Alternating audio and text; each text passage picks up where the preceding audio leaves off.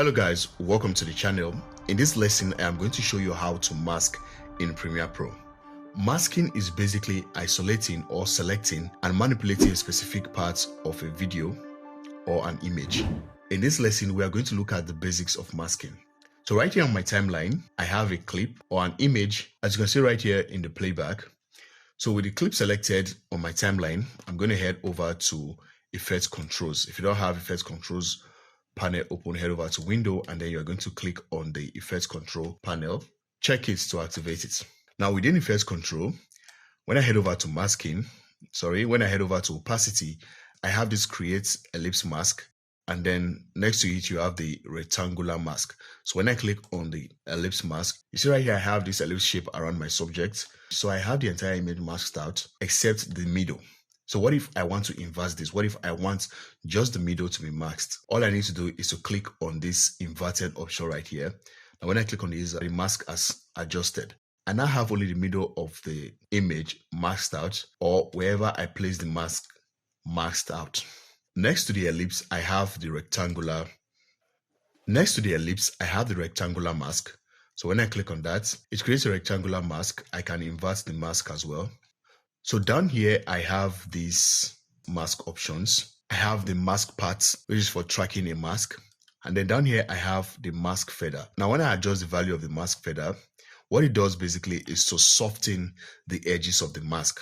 So if there's any need for you to soften the edge of the mask to feather it out, this is where you do it with the mask feather. It makes the edges of the mask look soft instead of it looking sharp and obvious. Next, you have the mask opacity. That is basically self-explanatory. That is it is the transparency of the mask.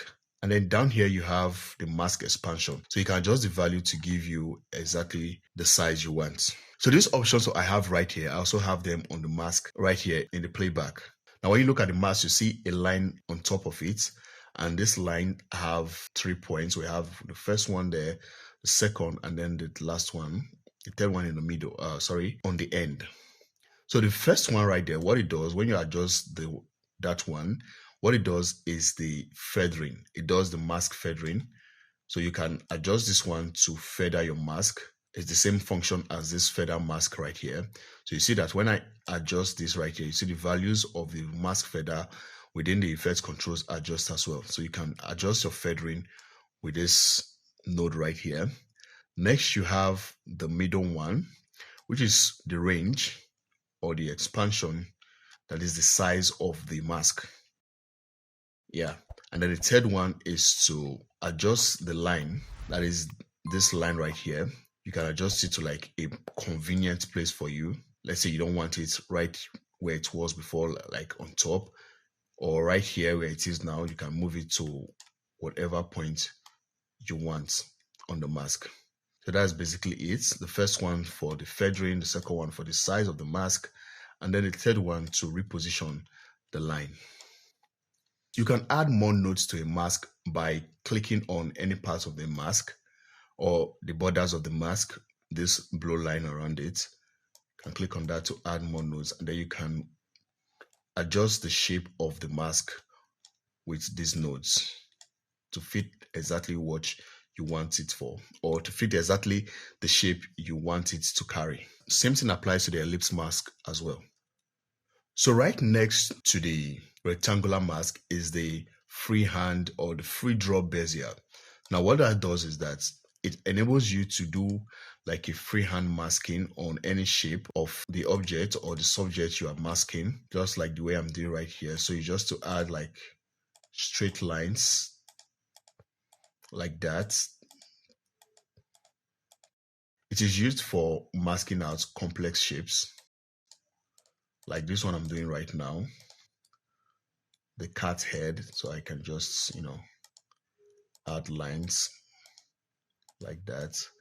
And then when I add a long line like this or a bigger line like this, and I want to like make it curve, all I need to do is to hold my Alt key on my keyboard. So when I click on the node, I can just adjust the shape of the line.